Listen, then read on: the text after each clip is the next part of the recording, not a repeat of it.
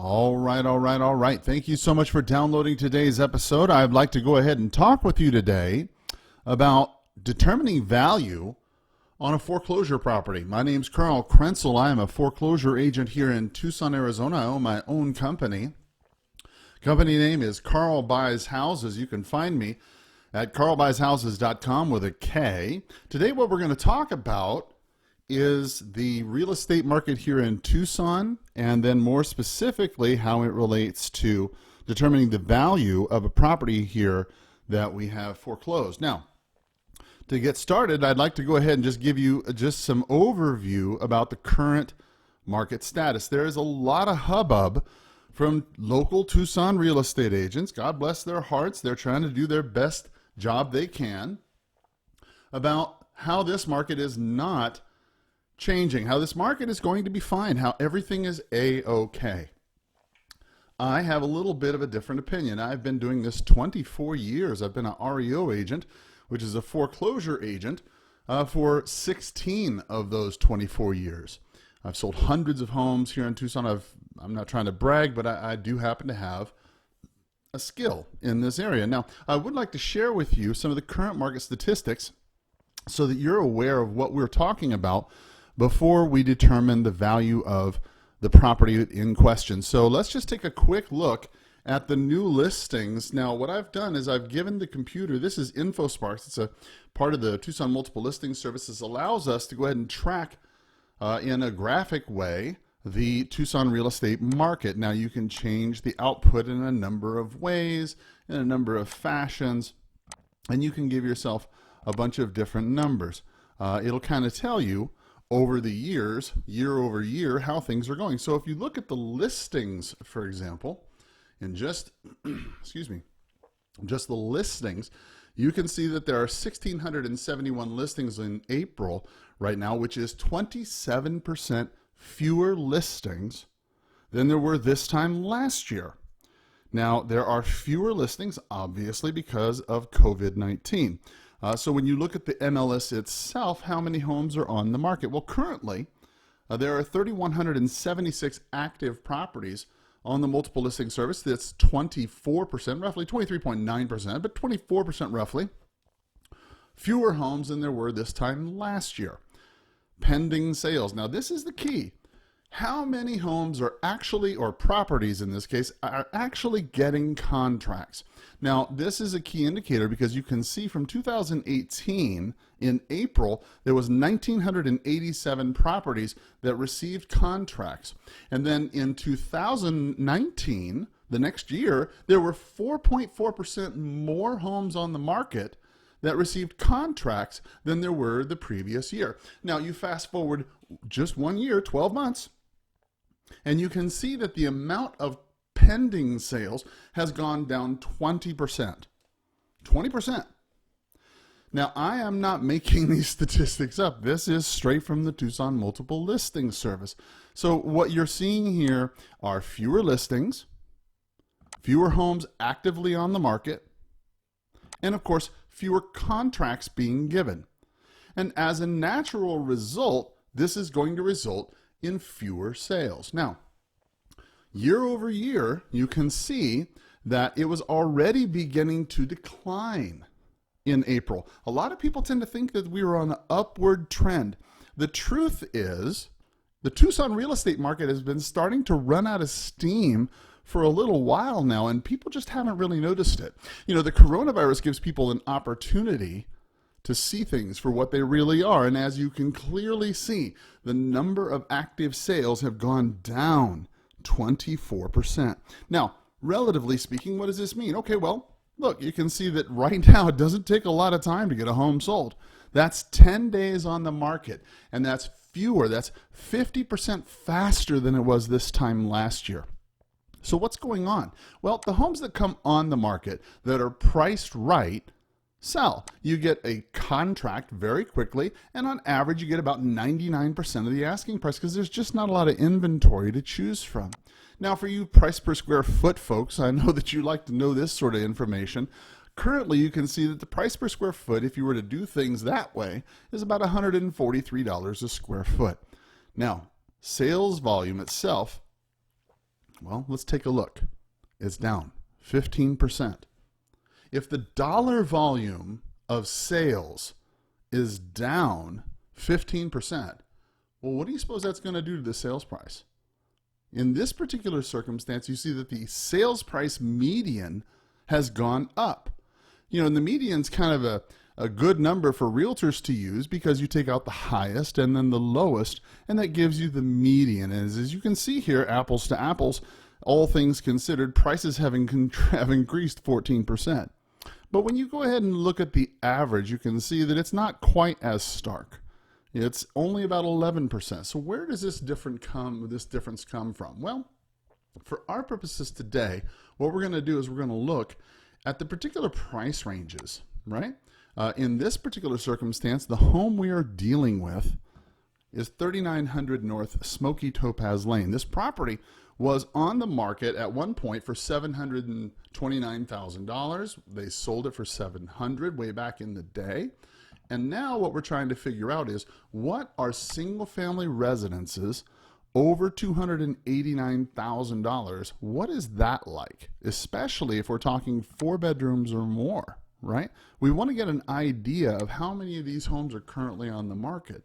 We see that there's 36% fewer homes currently of that type of home, 4 bedrooms or more, single-family residences over $299,000. There's 784 homes, which is 28% fewer homes. Fewer homes typically results in higher prices, but we can see because of the coronavirus that there's roughly 16% fewer sales in this area. Now, to give you some contrast, let's take a look at a 3-bedroom. You can see that there's 20 and then 15% there, right? Let's take a look over here at the closed sales. How many homes are actually selling? Well, you can see that it's down 11% from this time last year. Last year, if they were trying to sell this property, it would have been a good time. But now we're in a COVID-19 environment and there's fewer buyers, right? How long does it take? Well, right now there's a 3-month average of sales on the market. And if you take a look at the days on market on average, it takes about 2 weeks before a property like that over $289,000 sells.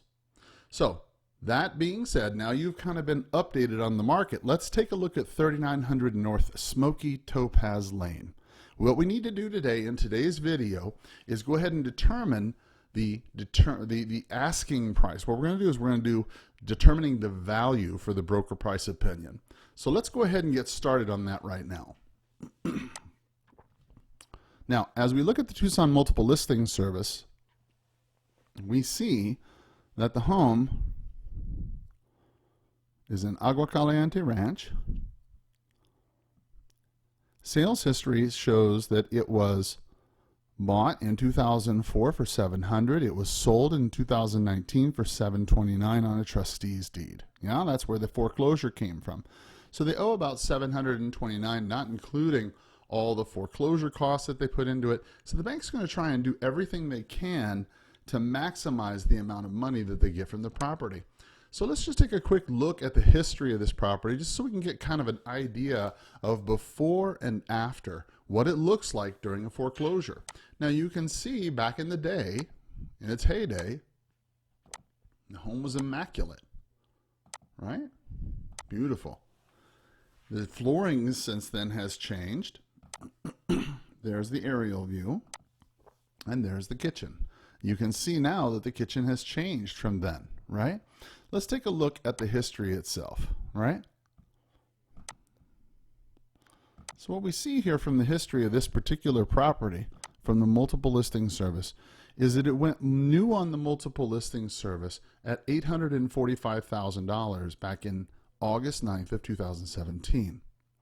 It was unable to be sold, and after 118 days, they canceled the listing after reducing the price from $845 down to $799. Then we look forward in history.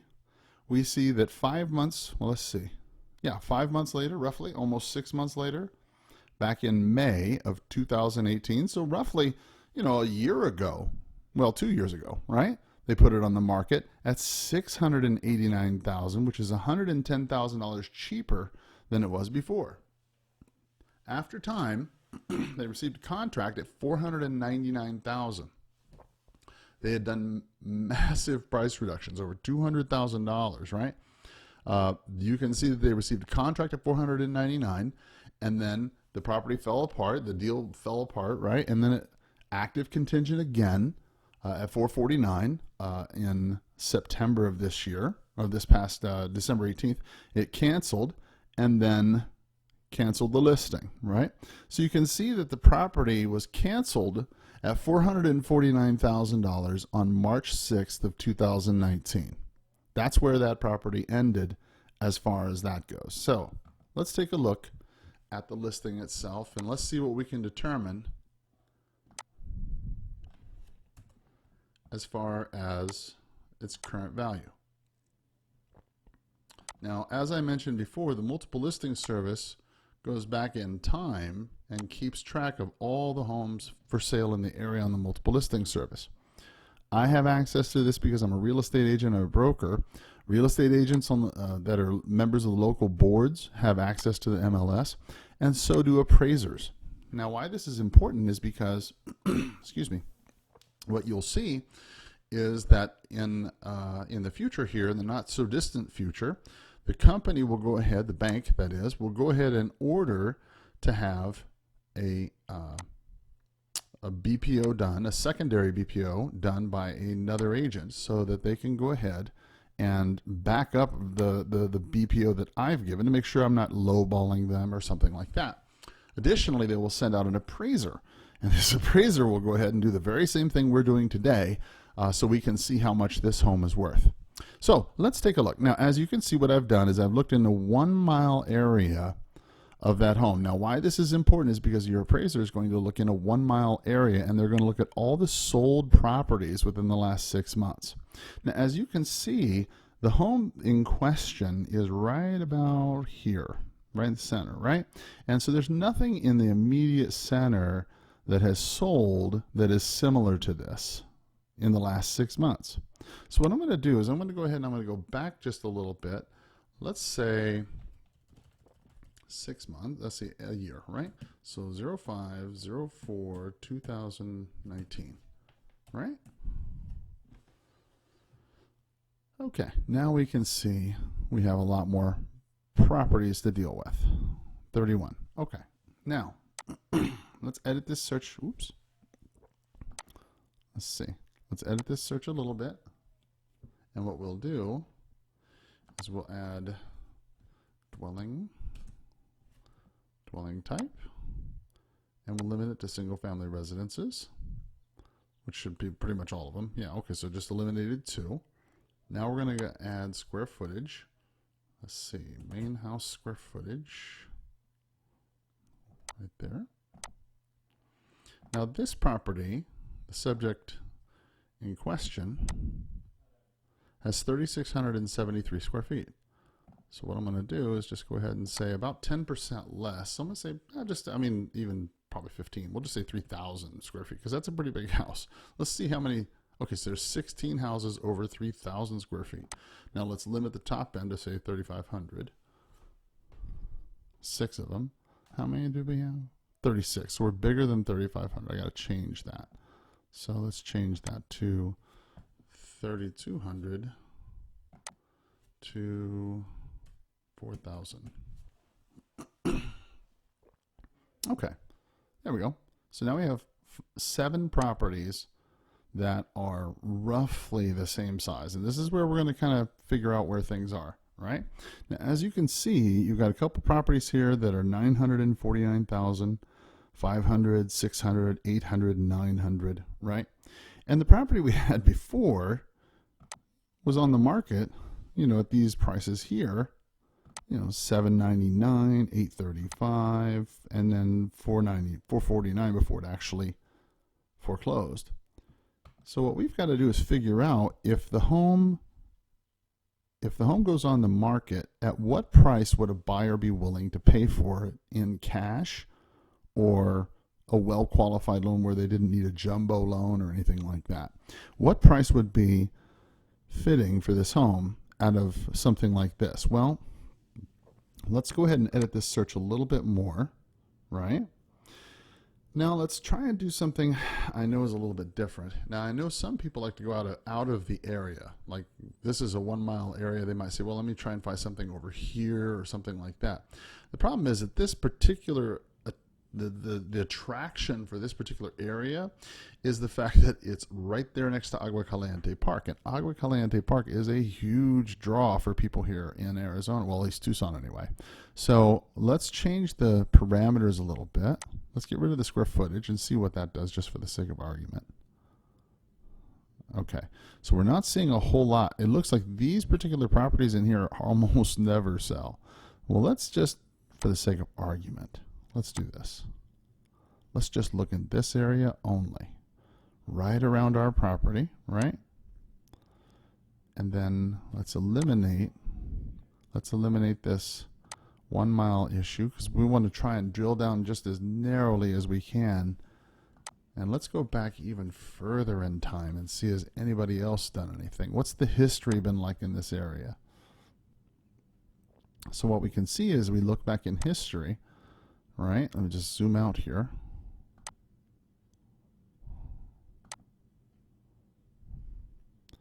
There we go. Let's go out just a little more. There we go. So we can see that there's a number of properties. There's 5 in particular that have sold over time in that immediate area. So let's see what they've sold for over time. We see Roger Road, which is very close to it, Prince Road, which is south of it, Larkspur, Prince. These are all very close to this area. And we see that they're selling anywhere between $800,000 to $375,000 for a 2-bedroom. A 5-bedroom is on Larkspur, and that sold for $585,000. And if we look back in time, we can see what it looked like. Well, it had a pool, 3,200 square feet, 5 bedrooms, 4 baths, was built in 1992. Our property, let's take a look at it. It was built in 94, 5 bedrooms and 4 baths, well, 3.5, right? 5, 4, 1.4 and 1.14 acres. This one has 3 acres, so it's a little bit bigger. It's built in 92. Ours was built in 94. This one's listed for $595 and sold for $585. So this actually happened. Let's see here. Listed on February of 2019 and sold in April of 2019. So last April, we could see that the market was pretty strong in that 500 range, right? How about Roger Road? What does this look like? 3,261, 3 bedrooms, 3 baths, built in 93. So it's kind of similar. Sold for $485. Sold for $485, right? We can see that it sold October 25th, 2018 for $485,000. Okay. So we see that that's kind of a predominant issue there, is that, you know, once you get over 600, that's kind of an issue, because now once you look at the timeline and you change the time, right, back to what it should be, say the last 6 months, 11/04/2019, you can see that nothing is selling. So what do we do? Well, okay, now that we know that, let's go ahead and build a radius again of 1 mile. Better yet, we'll go out to say 2. Just for sake of argument, 2 miles. Get rid of the rectangle. All right. Now let's take a look. Single family houses between 3,200 and 4,000 square feet, right? We see that the number's a little larger. What are we working with in the last 6 months? We see that a number of them are for sale and a number have sold. So the very quick math, let's take the quick math route. All right, so let's zoom in on this so you can see this. There we go. As you can see, currently there are 5 properties on the market with the average days on market of 73. Now, as you can remember from our InfoSparks a few moments ago, we saw that the days on market, if it's a good property, sells very quickly. But what we're seeing here is that the days on market is easily 3 times that, right? It's not 13 days at all. As a matter of fact, the ones that did receive contracts, the 2 of them in that area and that size, took 55 days to get contracts. Now, out of the ones that actually sold, there were 8 that sold. Now, this is a good sign, right? If you're in that area, that's a good sign, because there are currently, well, at least for the last 6 months, you can see that there were more homes that have sold than there were currently for sale. So the demand is higher. We'll see what happens when we change the timeline, but as you can see, on average they take 51 days to sell in that size and that price range. Now remember, what we're looking at here is, again, homes between 3,200 and 4,000 square feet. They're single family residences in that area, that 2-mile area, right? We can see that the average asking price is $849. But the ones that are getting contracts are $587, and the ones that closed were $664. Now, obviously, those are some pretty wild averages, and we'll have to make some sense of that. But what I'm trying to point out to you here is simply this. The days on market is a lot longer than everybody's putting on their graph. They're saying, well, gosh, you know, things are taking 2 weeks to sell or whatnot. Well, that's not exactly the case. I mean, when you look down at the numbers, and you can see that they're getting about 98.5% of their asking price, not 99%. So the numbers, when you drill down into the neighborhoods, they do change exponentially. So let's go ahead and pick a few of these properties to use as comparables for our home. What we're going to do is just going to drill down this search even a little more, right? And what we're going to say is we're going to see if we can find homes with pools, right? We're going to say homes with a, say, conventional pool, right? And how many of these 15 homes have conventional pools? Ooh, good. We got to get rid of a couple of them. Okay. Now, for the sake of argument, let's see what happens when we change the date to, say, the last 3 months. Say the first of the year. What's happened since the first of the year? All right. Sold. Oh, wait a minute. Not 2019. 2020. Here we go. Try that. 2020. Oh, good. That's even better. So now we see that these properties here have sold in the last 3-4 months, so we can tell that that's very recent comparables, right? Let's tighten up this main house square footage a little bit more so we can make sure we're consistent, right? How about we say 3,400 square feet up to, say, 3,800 square feet, right? Ooh, even better. Now we got 5. But we've lost a couple of the sales, right? So let's expand that again. We want to get those sales in here so we know what things are selling for. Okay, so we have 2.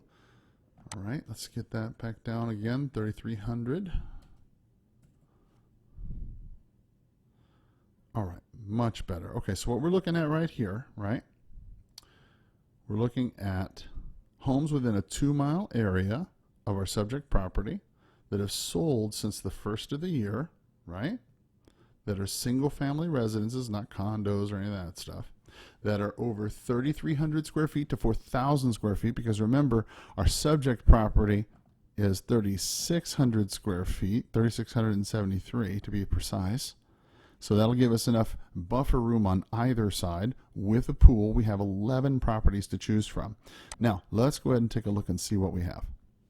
What we're looking for are 6 properties, 3 actives and 3 solds that are very similar to the one we have.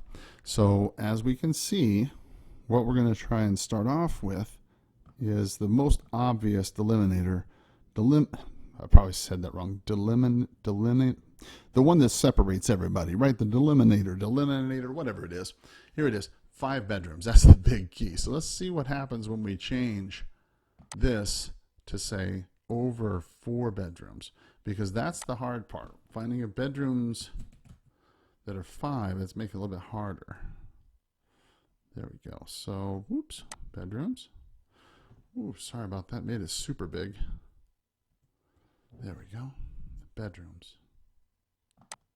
All right, minimum of 4. Let's see if that narrows it down. Ooh, we still have 11. Okay, now we're down to 5 and above. Okay, now we have 4. Perfect. So we're going to start off with these 4 right here. 2 active, 2 sold. They have 5 bedrooms each, and they're within 200 square feet or roughly the same as our square footage with the one we have, right? So we're going to select those and keep those. That's very close to what we're dealing with. Now, edit the search again. And what we're going to add this time is we're going to take out the bedrooms and we're going to add it just back to 4 to a maximum of 5. And that should keep just those 2 that we already have, 4 we already have. So let's take a look. We have 10.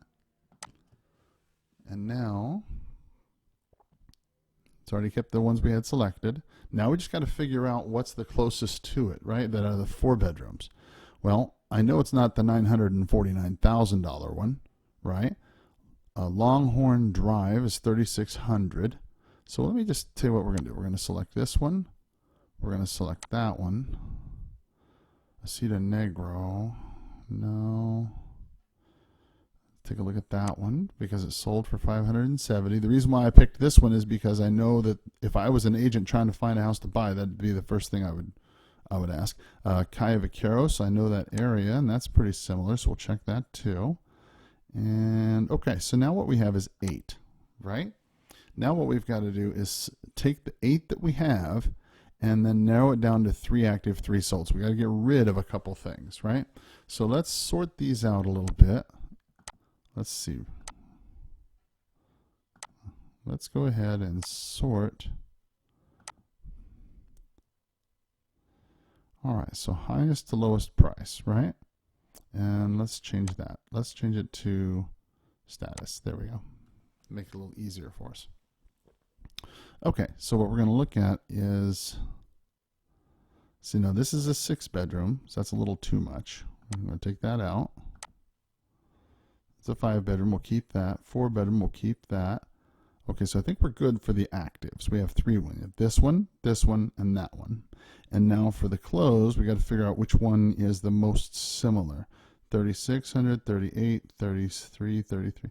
I'm going to say this 3,800 is a little, but it's a 5 bedroom. Yeah. Okay, well, we'll say that's probably not a good one either. So what are we left with? 6. We have 3 actives. 3 closed. Okay, now let's take a look at the properties very briefly so we can see if they're somewhat similar to what we're working with, right? Take a look at the photos. Pool and a spa. Ooh, I like that ceiling. Wow, that's pretty. Ooh, that kitchen is nice. I like that too. All right. Okay. Oh yes, you know we've got a little office too, just in ours. Yeah. Okay. I like the way they got it. Okay, so this is nice. That's a good comp. All right, let's take a look at this one. Catalina Highway. We have a similar entry. It's older. Okay. We've done the floors. Okay, that's pretty. All right. So we look like they've done a little bit of work here, but I think our property is in better condition than this one. So this kind of gives us some positive news as far as what we think the house is worth, or at least what I think the house is. It seems to be worth more than I thought it was, especially now that they apparently it looks like they've done some work. This is in Skyline Bel Air. This is an older subdivision, homes built in the 70s. This is not comparable in any way other than size, but that gives us a good idea of what the low end looks like. Now let's take a kind of look at, not low end to be denigrating, but low end in terms of the homes in that price range for that size. Let's take a look at the ones that sold here. Okay, we can see the kind of upgrades that they have. Nice little pool there. Okay, all right. All right, that's a pretty decent little comp. Let's take a look at this one here. Little pool. Entryway, island, and everything like we've got. Okay. Floors are probably not as good as ours, but okay. Let's take a look at this one, Calle Vaqueros. Ooh, that's pretty. Wow. Okay. And then it's got horses property, so that's a positive, right? I mean, a lot of people like that. Okay, so this is an idea of what homes are like in that area. So what we're going to do in the next video here is we're going to go ahead and in a minute, we're going to go ahead and go through the actual BPO process where we're going to take these active and closed properties and we're going to start determining what an actual market value for this property is. Now, this is going to take a little bit of finesse because you got to understand what the market's doing, and you also have to understand where the market is going. And this is a big thing that agents don't always understand. They're going to work off these prices right here. And remember, what we're working with as far as comparables are homes that have sold really in the last oh wait, let me make sure pending. Yeah, we got that right. Yeah, so sold date since the first of the year. So we're trying to deal with apples to apples within 2 miles, simply because there wasn't really anything available in a 1 mile area, and that will give you some perspective about where the market is going right now. So we're going to talk about that in just the next video. But until next time, have a powerful sales day. Bye bye.